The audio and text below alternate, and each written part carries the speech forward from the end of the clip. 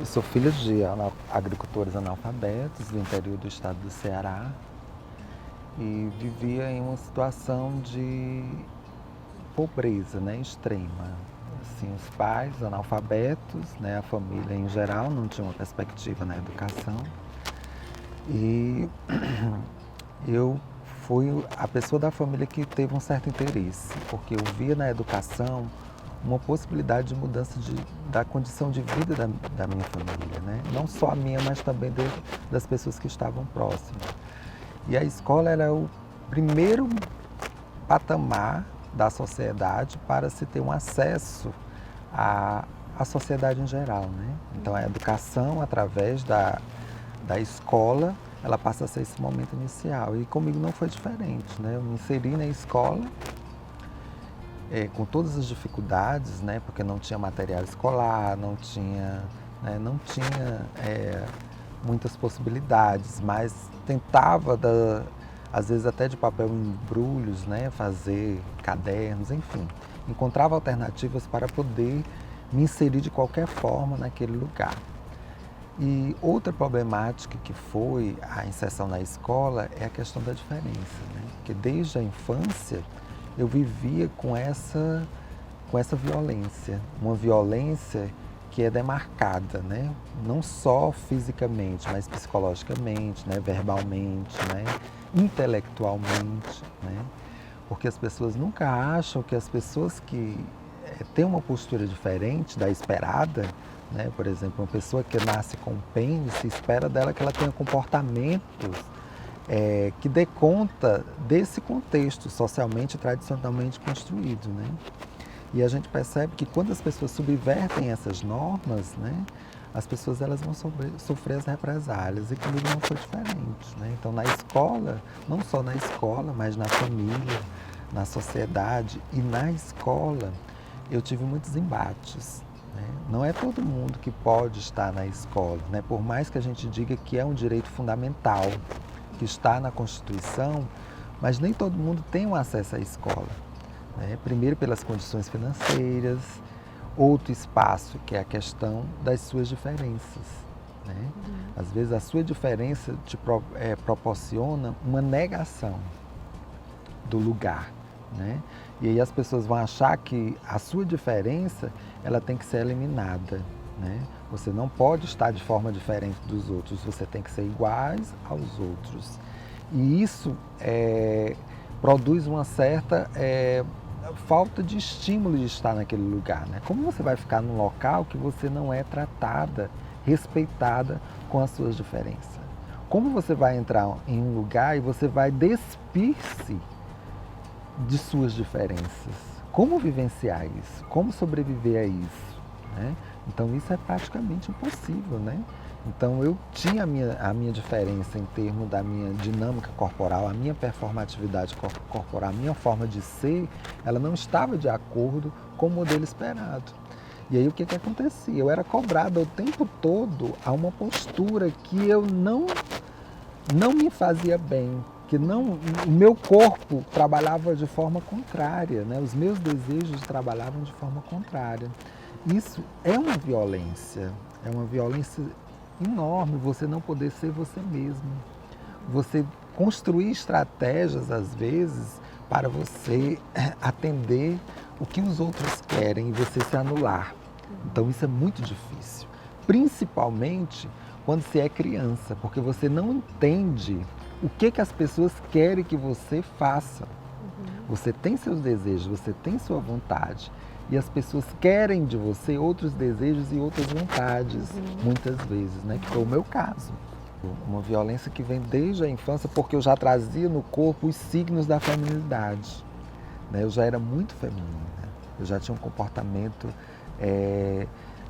de brincar, eu me identificava com as brincadeiras femininas. Né? Eu gostava de estar compartilhando das ideias das meninas e eu não gostava do comportamento dos meninos. E isso para eles já era uma afronta, porque eu não me enquadrava com eles, eu me enquadrava com as meninas. Né? Então isso faz parte de uma construção Desde a infância, é uma outra época, né? Principalmente que pegava, por exemplo, década de 80, né? Que pegou parte da década de 80 também, que foi um momento muito difícil para as pessoas que eram trans, travestis, o LGBT mesmo, né? Por quê? Porque tinha um advento da AIDS, né? E as pessoas utilizaram a doença para poder endemonizar ainda mais os sujeitos que não se enquadravam no padrão hegemônicos da sociedade, em termos da sexualidade, né? Então, isso era muito difícil, né? Então, teve decretos, inclusive, que proibia a entrada de pessoas LGBTs, né, homossexuais, as homossexualidades, nas escolas. Então, assim como teve proibições para as mulheres, proibições para negros, também teve uma época de proibição das pessoas que eram homossexuais, as homossexualidades, porque na época não existiam outros termos, outros nomes, né? Hoje nós conhecemos diversos outros nomes, travestis, transexuais, né? Enfim. Mas na época era incluído como homossexualidades, né?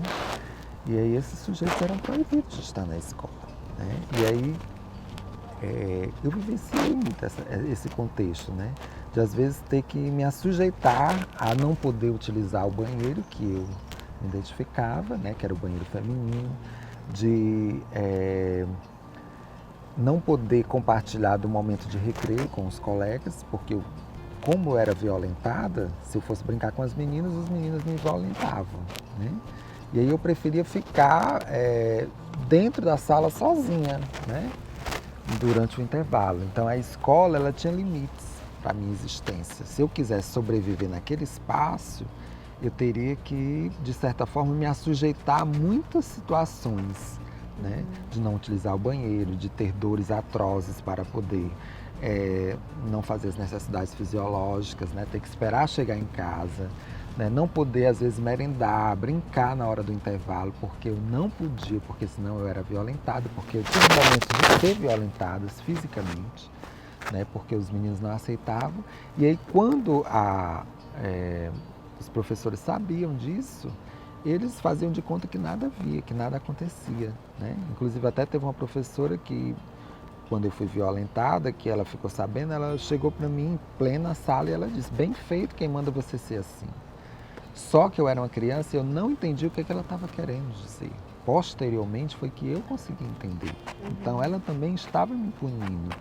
Ou eu me adequava ou eu iria sofrer. E para ela aquela sanção estava certa, né? Então eu estava julgada, eu já estava condenada. Era um ciclo de violência constantes. E aí eu tinha que encontrar as linhas de fuga para poder sobreviver, né? Então silenciar as violências, resistir, né? Se assujeitar, né? Para posteriormente eu conseguir resistir. Quer dizer, o processo de resistência, ele não surge na minha história de vida desde o início.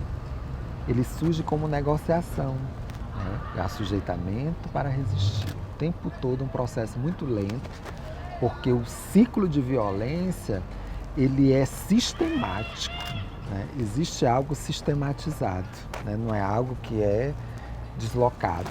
Opera a família, opera os colegas, opera os docentes, opera a gestão da escola, né? Então existe opera também muitas vezes os sistemas de educação. Então é nessa seara que eu sobrevivi, né? Fui uma das sobreviventes desse espaço e consigo chegar em um lugar ainda onde nenhuma outra na minha condição chegou, né? Neste país, né? E eu entendo isso não como motivos para comemorar somente, mas motivos para produzir uma reflexão do que está sendo feito com essas sujeitas. Por que elas não estão chegando sequer na educação básica, né? Como pensar políticas afirmativas na universidade para as travestis e transexuais, se elas sequer, a maioria, não está chegando na educação básica. Então nós precisamos pensar a educação básica do país para que promovam a abertura, para que tenha acesso das diversas pessoas, inclusive travestis e transexuais, assim como consta na Constituição um direito fundamental.